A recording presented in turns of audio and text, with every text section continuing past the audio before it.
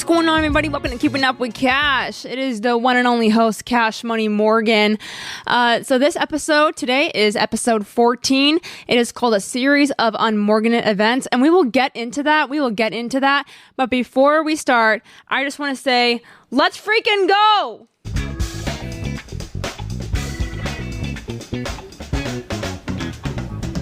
My LinkedIn profile says it's been 7 months of keeping up with cash, and that's absolutely nuts. Apparently, according to statistics, most podcasts don't make it past 3 episodes. So you guys, we are greater than a statistic. Are you kidding me? We are out here. We are going 7 months. Might as well do 7 more. You know what I'm saying? So, but that's all you. Like, thank you so much for listening to the podcast that I make. I mean, I know I'm a weird flavor. I'm like tahini. Like, not everyone can take the heat. You know what I'm saying? And so all I'm saying is thank you so much for being not only great friends, great people, great listeners, but just riding the wave and rocking with the podcast. That it means the world to me. So give yourself a little pat on the back. You know what I'm saying? Give us a pat on the back because you're impacting me, and I hope these podcast episodes impact you. All right, now let's get into it. Time to get into it. Okay? Summer was a vibe, and I know we had a lot of fire interviews, and I'm so thankful for Luke and Pierce and Christina for getting on the pod this summer. They did amazing.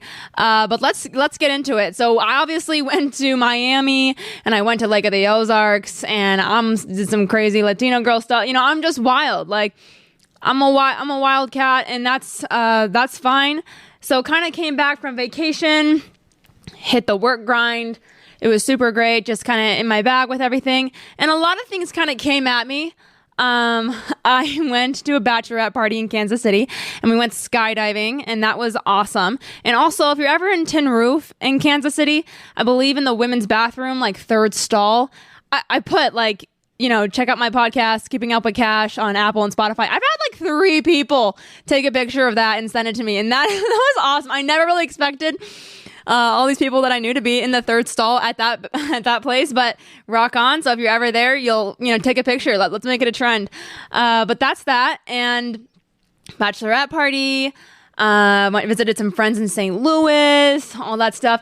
Definitely was coming on like a plot girl high after Miami and Lake of the Ozarks, and things definitely slowed down. I was still doing my thing, still vibing out, just kind of whatever. But I had some roadblocks along the way, and I kind of had to navigate that, have a control over my emotions, create kind of a strong boundary. And, summer is what you make it. And, last year was big on healing for me, and just stuff like that. And this summer is really just kind of like new, change. And that can be really hard to navigate too. But that's kind of the whole podcast episode vibe today. But don't be afraid of the change. You have to kind of embrace those things even when they look so scary.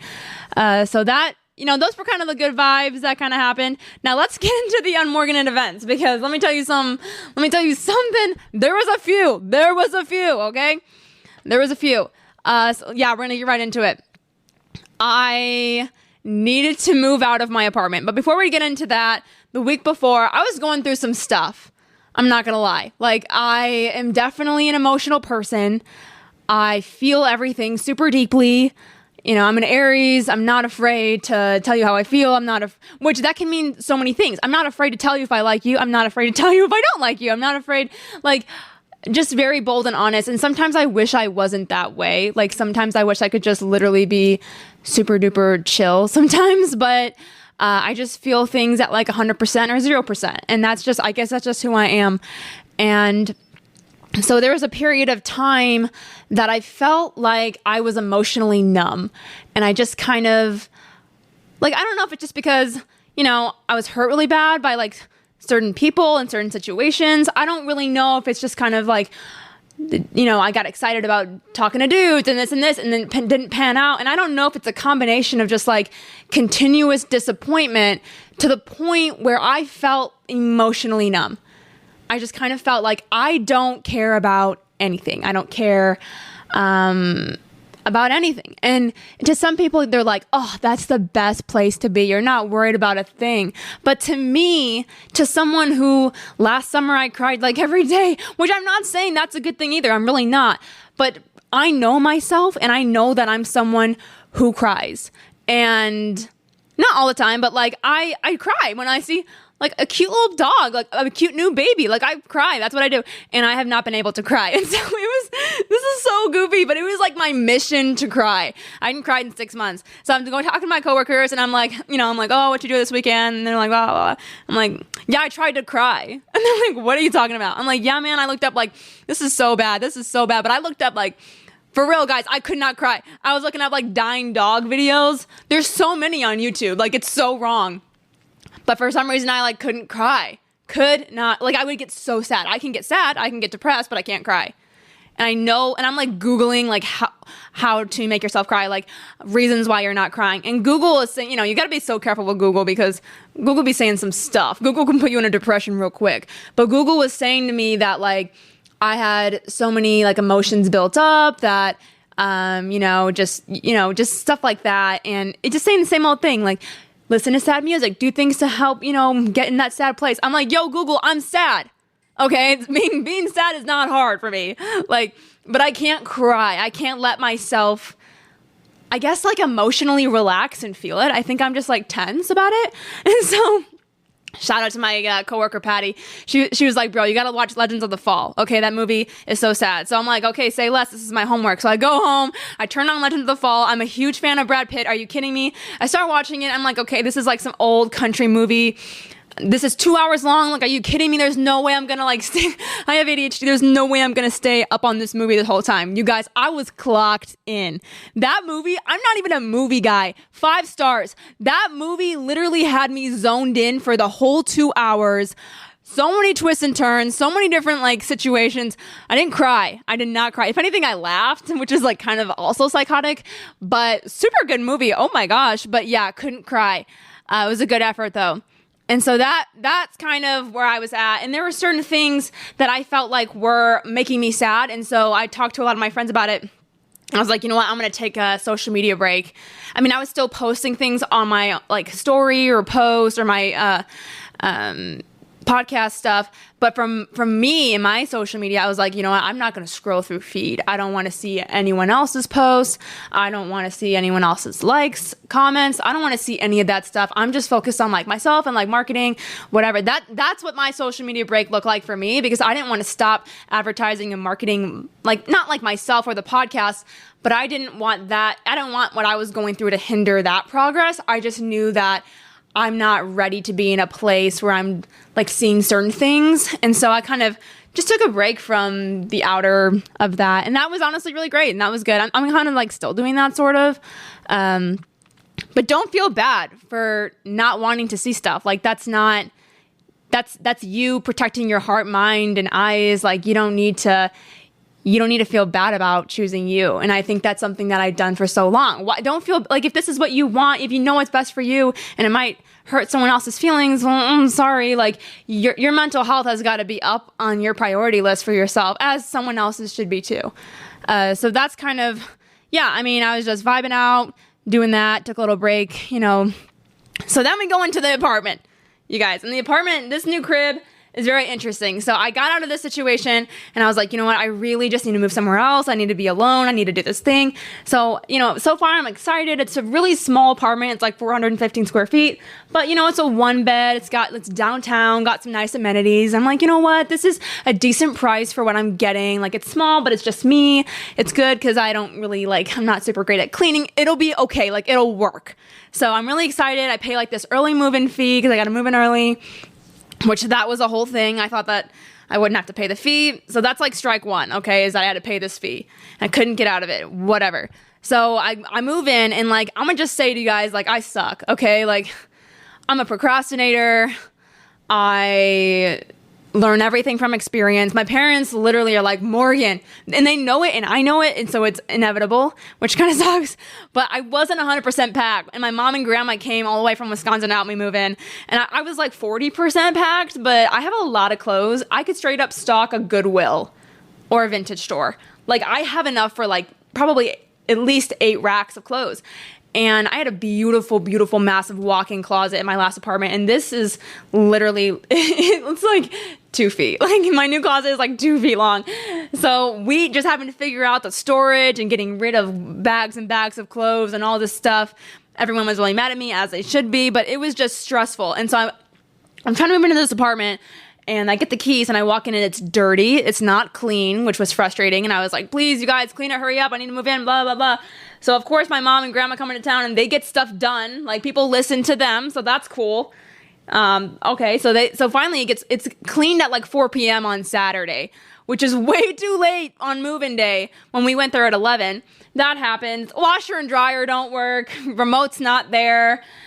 Stuff isn't painted. Like, everything about this moving in process has just been straight up like awful.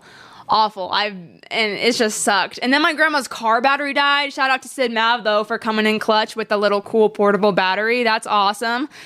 So he definitely helped us out. My grandma was able to get a new battery. It was just hard. And while I was moving in, it didn't look right. And even my mom and grandma were like, oh, I just don't know if this is like the best decision. Like it's kind of scary downtown, and like everything is against me moving in. It's not clean.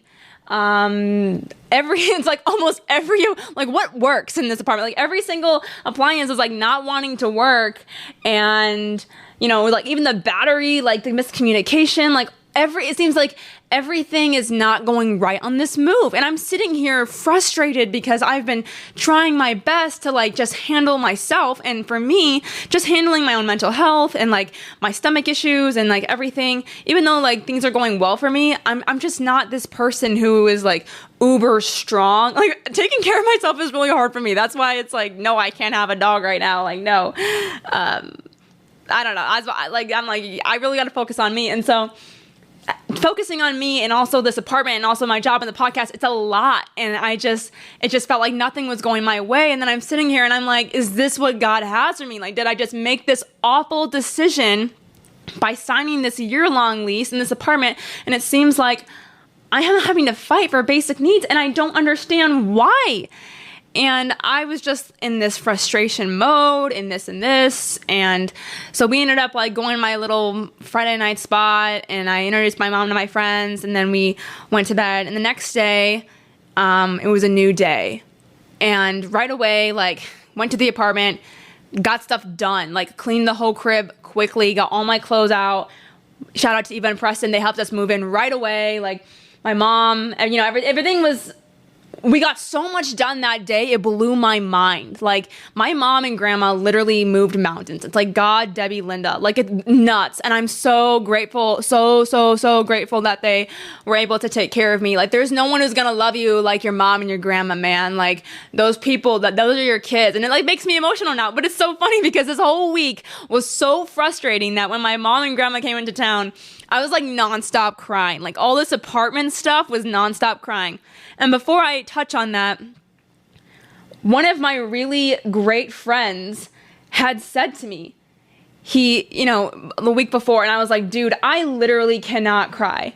I can't cry. And he said to me, he was like, Morgan, it's hard to be emotionally strong. Like you went through a lot. He said, but next time you cry, it'll be something that's really, really sad. And that was strong because it's true. Like the fact that I wasn't crying, yes, I think I was holding a lot of things up and I had a lot of these walls, and crying was really nice because I let it all out, which now I'm like a crybaby. So that's lit. But it's true. Like I think there were so many factors that happened this weekend that I definitely cried, and it was heavy. And so that was that. And so Sunday. Sunday. So we're vibed out. We're getting stuff done. I'm so grateful for my mom and grandma.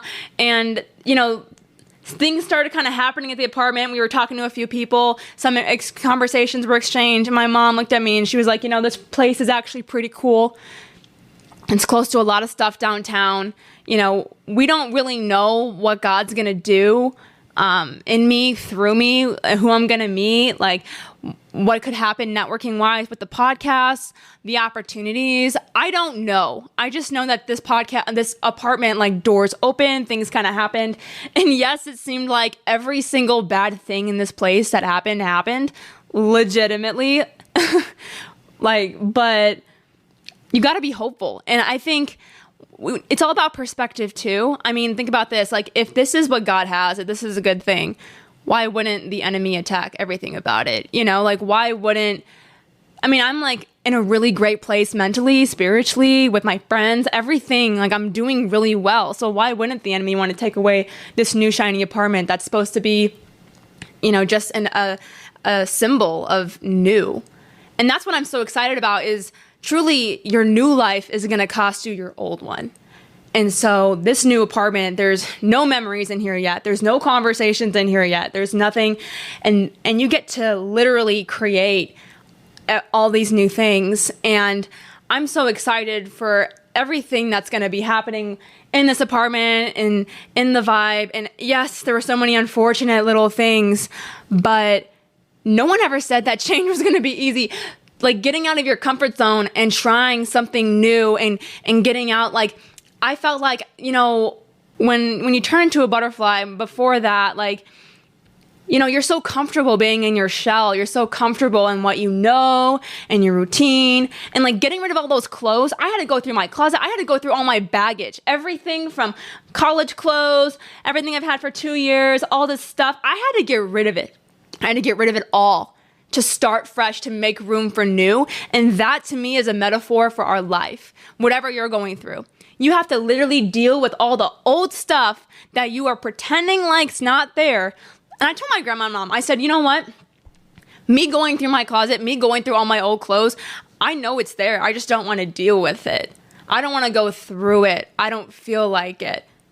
But how true is that for so many of us? There's so many things in our life that we don't want to deal with because we don't want to go through it, and we don't want to have to talk about it because it's just easier to not. You know, like, it's kind of like that thing when you get sad. If I get sad, I go to bed. Like, I don't want to deal with it. I don't want to deal with my emotions. I don't want to deal with all these clothes.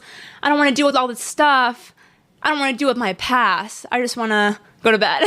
But truly, you can't move forward to your new apartment if you don't deal with the old one. So if you don't deal with your stuff in the past, you can't healthily move on to the new. And it's not easy. It's not easy. Like, starting fresh, making healthy choices, making healthy friends, making healthy relationships, being strong in your boundaries, being strong, being like, no, none of that is easy, or everyone would do it. That's why toxic relationships are popular and like stuff. That's why, you know, those things on TV are so entertaining, because it's not easy. It's not healthy, you know, like it's just like eating junk food all the time. Like it's not easy, like going to the gym or like eating healthy and meal prepping. But that's why, like, when you do it, it's so rewarding and it really does help you in the future. So that is my series of Unmorganate events. That's that. We're gonna transition a little bit, just a little bit chilling. I guess probably touch on everything, I guess. Church-wise, vibed up, started serving at church. Red carpet team, you know the vibes. I opened the door, and I'm really, really good at opening the door. Like, I'm pretty sure there's never been another person who's opened the door as good as me. And honestly, if marketing doesn't work out, I'm going to do that full time. So that's really exciting. Yeah. Love life. You guys, seriously, crickets, like, to be honest with you, I am not looking at all. Like, I am not on any app. I am not really I'm not pursuing anything. Next person who talks to me is going to chase me. Like, I'm too busy, to be honest with you. The apartment, my job, the podcast, just like friends and everything going on, and just social stuff. I really don't have time, and I'm not even like craving it. I'm not sad or lonely, which is really good. So I'm in a good place, honestly. But yeah, sorry I don't have anything exciting for you guys. You're just going to have to keep up with the Kardashians on that one. Keeping up with Cash there's currently no drama in that field. But we're going to transition. That's kind of everything I have personal life-wise. I wish I had more secrets to tell you or tea to spill, but yeah, so my stomach's been doing well. I listen to my body, so I know when I throw up, it's either about something anxiety or something food related. And I have a pretty good understanding. And so I know when I throw up, I have to cut something out, whether it be mentally or physically. But now, obviously, summer is over, which is sad. I really love summer. But honestly, kind of when you're graduated, summer is still summer. Like, I mean, the weather is great during the summer, but I still be trying to do trips, weekend trips, hang out with friends. That's why college is so fun. College is a great time. But I think people give graduating a bad rap sometimes because you just think, oh my gosh, all you do is ever work, which yes, but I try to schedule as many like fun little weekend trips or fun things to do to kind of just enjoy my friends, enjoy my time, and not having homework is something so beautiful that I can never stop talking about because it is awesome. Yes, but now we're going to transition. So obviously summer is over and school is starting up. And there were a number of things I did in college that really helped me. And I kind of just want to touch on a few of them, just a little bit of advice. I got a job April of my senior year in college, a corporate job, and I have a lot of networking connections from college. I have a mentor who is a professor. I constantly am talking to like other professors or people who are really smart that just give me input on podcasts, everything. And so I feel like I'm in a really great place, and I've talked to my boss too, and I asked him like questions on what made me stand out to hire me and all these things. And so I just want to give a little piece of advice on what I did in college and I felt like really helped me be successful. So this is kind of the back to school vibe on maybe this will help you, whatever the vibe. So freshman year, my advice is experience everything. Freshman year, I probably went on the most dates with people. I kind of recommend going into college single. I remember I had a lot of friends who were in deep relationships freshman year, and a lot of them get married sometimes right away, but a lot of them spend a lot of time in their dorm alone and don't make a lot of friends and don't meet a lot of people, and they regret that really bad. Anyway, so experience everything. I say like meet people, go on dates, join tons of clubs, go to the football games, go to your classes, go to extracurriculars. Freshman year is where you are open to them. Like everyone is just lost in the sauce. Everyone's doing their own thing. Take advantage of it. Like no one has joined a clique or a club or anything. And I remember I would go to one event, and so I would have like 3 theater friends, 5 football friends, 2 like really artistic friends, music friend, this and that. Like diversify your friendships because you have no idea how it can help you and like be your friend in college and even after college. You just have no idea. Do not stay in your dorm all the time and hang out with the same 2 people your freshman year. Sophomore year? Sure. Junior year? Okay. Senior year? Absolutely. Not your freshman year. Diversify yourself and try different things. It's also going to help you figure out your major. You don't have to stay in the same major. I think I switched like 1 or 2 times and tried different things. You're figuring it out. It's okay. Like, that's fine. I also don't really recommend going home every weekend. I think a lot of cool, spontaneous, fun things happen on the weekend, and you got to be on campus or with your friends to really experience that. And so my favorite memories happened on the weekend freshman year. So I would just recommend that. But really, freshman year, you're just figuring it out. So there's not a ton of pressure. Sophomore year, super fun, great vibe. You're kind of like locked in on your major and doing stuff like that. Sophomore year, I started pursuing extracurricular hobbies. I was definitely more kind of figuring things out and trying new things. And I did start a radio show at Evangel, and that's when Keeping Up with Cash was first birthed in the KUWK, and we would interview like athletes and different people and go Instagram live. It was so fun. It was just a cool little vibe. But because I did that, it had me really interested in radio. And I was thinking, okay, I'm a communications major. I'm a youth ministries minor. I'm interested in radio. I'm going to have to really like seek this out. I need to be able to figure out if I want to do this full time. So that summer I stayed in Springfield. I sublet at Aspen, and I remember I called a billion places, different radio stations, and I was like, hey, you guys got internships, you guys got jobs, I'm looking for a paid internship, this and this. So it was going into my junior year, I started being a co-host on the morning show at 99.5 KADI, and I was also being a waitress at Highland Springs Country Club. And so I was doing both those jobs, and being there at the radio made me realize, I was like, I don't want to work at 5 and 6 a.m. I don't want to do it. That's why I didn't want to do broadcasting 100%, because I don't want to be up that early. And that's just honest, and that's just me. But I learned so much about radio breaks, radio commercials, pricing, like how to find quick bits, how to find the news, all these things. That internship was a paid internship, and I had to just go hunt it. There wasn't an ad anywhere. I was literally calling GMs and asking, hey, what do you have available? Because I want to learn if I like this. That's how I got my foot in the door. No one did that for me. So I did that, and I realized I don't want to do it full time, whatever. Started serving, being a waitress. And I literally love that. Like, I recommend so badly working in college. I think sometimes you need a break from your friends and your environment. And working outside of campus, you can meet so many connections and different friends in Springfield and just kind of open your network bigger, which has always been really beneficial for me. I remember I was going to like little girl parties and like all these little things and just having other friends too. And that was so good for me, and I loved it.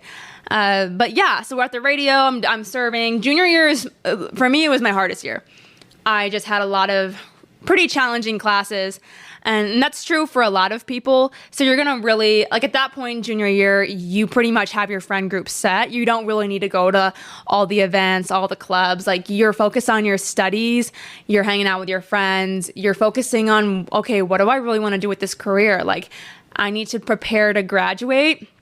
So walking into my junior year, I already had an internship down. And when I came in my freshman year of college, I already had like 15 or 16 credits because I took like 3 or 4 different classes, college credit classes my senior year of high school, which I also super recommend dual credit. That saved me a lot of time and money. So I super recommend that. But yeah, so walking into junior year, one was working at a country club, so I had a lot of great friends and really good connections in the Springfield area. I already had a radio internship down, and I was, doing my junior year. I only worked a few days a week, but I was grinding in my classes, which were, hard. And you also go through a lot mentally in college. So for me, like, I also was, needing to talk to people and friends, and that's when I kind of like met a mentor who I could kind of confide in, because you go through stuff. In Evangel, they do have a therapy, like a counseling center, which is really great. But I wanted more of like a friendship, advice, spiritual kind of like psychology guided kind of friendship. When they're like, when counseling's great, but when they're like, well, why do you think that way? What do you think you should do? I'm like, bro, I can't even decide what kind of cheeseburger I want at Culver's.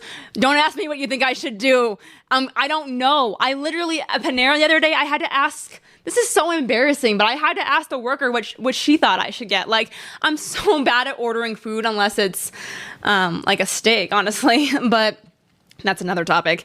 So anyways, in college, you go through like heartbreak, identity stuff. And I think it's important to have a trusted person that you can kind of bounce ideas off of and just talk mental talks. That truly saved my life in college. Without that, I think I would have straight up gone crazy.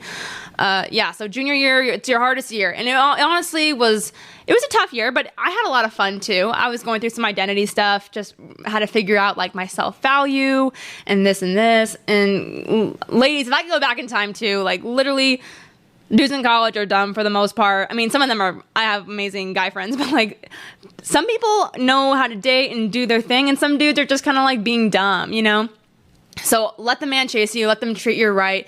Don't settle for anything just because you want physical touch or just because you're lonely. Like it'll affect you later. Just, if I could go back, let them chase you and let them treat you right. And if they're not, then go penny board, go do your homework. It's not a big deal. Like, it's not. So that was junior year, and then obviously COVID hit. Another thing is I had a couple of loans during college, and Evangel's really great because like you get scholarships sometimes to your department if you apply, but I was paying my interest off during college. So the money I made from serving and stuff obviously was like for food and stuff like that and gas, but also I was trying to pay off my interest. That way my interest wasn't like peaking when I graduate.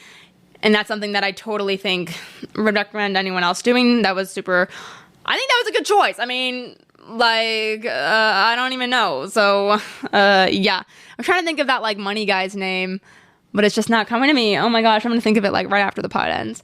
Anyways, so junior year COVID hit, and that was really hard on everyone. Everyone that was hard, especially in college, having to come back home and be with my family. We try to make the best of it, but like when you don't live there for like 2 or 3 years, and then all of a sudden I'm trying to do my homework, and then it's like, empty the dishwasher. Who didn't take the trash out? I'm like, yeah, I don't belong here. Like, nah. And so that was hard on everybody, but I came back, senior year. I had came back that summer, to Missouri because I had gone back to Wisconsin, came back, was serving again, and the thing about where I was serving, Highland Springs, is that they have a lot of events. And I mean, like, elaborate events. Like, they would have a new member party and they're bringing in like mermaids and like circus creatures and lights and dance parties. And it was so fun. And I love people, and I love the members. And I would always want to talk and be a part of these things. And so I went to, at the time, Jen, shout out my girl Jen. She was the event manager. And I said, look, man, I want to help you. I want an internship or something to work with you too. Like, I love serving. I'm not going to stop serving, but I want to learn how to put on these events and be a part of this. Like I said, there was no job. There was no listing. I went and I asked for it. And I had to bug the manager, the GM. He was kind of wishy-washy on it and be like, oh yeah, send me your portfolio. Yeah, okay, yeah. And it just wasn't getting done. And so finally I was like, okay, let's do this. And I sent it to him and I would bother him about it and finally I got what I wanted. And I had an internship at this country club. And you guys, that was awesome. It was just a couple hours a week. It was paid. I would go there and I learned how to set up an event from start to finish and pull it off. And I'm like thinking, I want to do sales. I have no idea why I'm doing this internship. I have no idea if this will be beneficial for me, but it's fun and I'm getting paid and I get to drive a golf cart around the bougiest country club in Springfield. Like, I'm no complaints here. And so I did that my entire senior year while working and doing my classes. Senior year was really hard for me. My mentor was there. I had classes and I was like not okay mentally. And I communicated that a lot to my professors. And there were a few times where I'm like, look, I literally am so sick. I am throwing up. Like, I don't know how it goes at state schools, but at least at Evangel, they're really, really, I want to say like understanding, but if I went there and I was like genuinely like, hey, I'm really going through something. This is the situation. And this is why I didn't show up to class 3 times in a row and blah, blah, blah. Like, I mean, every professor is different, but I had a lot of professors who just like felt my heart and knew that, they'd be like, okay, just get this done. Or like, it's okay. I'm going to pray for you. A lot of them prayed with me. And that was what I needed at that time, So senior year, I'm working, I'm interning, I'm doing all these things.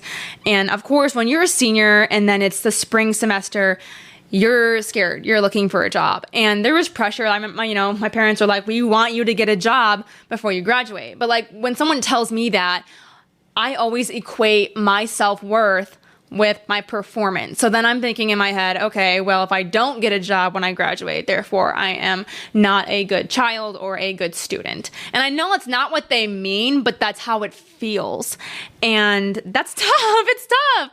And you can't think that way, but I do. So, anyways, so I'm constantly networking myself. And even to this day, I do this. Now I do it more so for the podcast. But as I was serving, I had a bunch of like resumes in the back, but I was constantly always talking to people and I'm like, hey, look, I'm looking for a sales job. I'm looking for social media marketing. Like, this is what I've done. This is what I know, blah, blah. And I remember this one member came in one time and I served this table. It was a great vibe. And then I was just telling them, I was like, I would love to work corporately here at the country club and in some marketing capacity, but they don't really have anything available at this time. And so I'm like, if you guys know of anything, any sales jobs, anything that I'm here to learn, I'm here to grow, I'm okay with starting at the bottom. I was hungry for work. And I remember I was talking to this group of people and all this stuff. Then the next day he came in again. And we started talking more about my experience at Evangel and all of this. And then I remember one day, this member was like, hey, I've been thinking about this and my company doesn't have any marketing really. Like, do you have a resume? And it was a career fair at Evangel. So I was like, bro, it's in the car. And I went and got it. And right away he was like, oh, radio internship. That's interesting. Radio's difficult. And I was so surprised that that's what stuck out to him.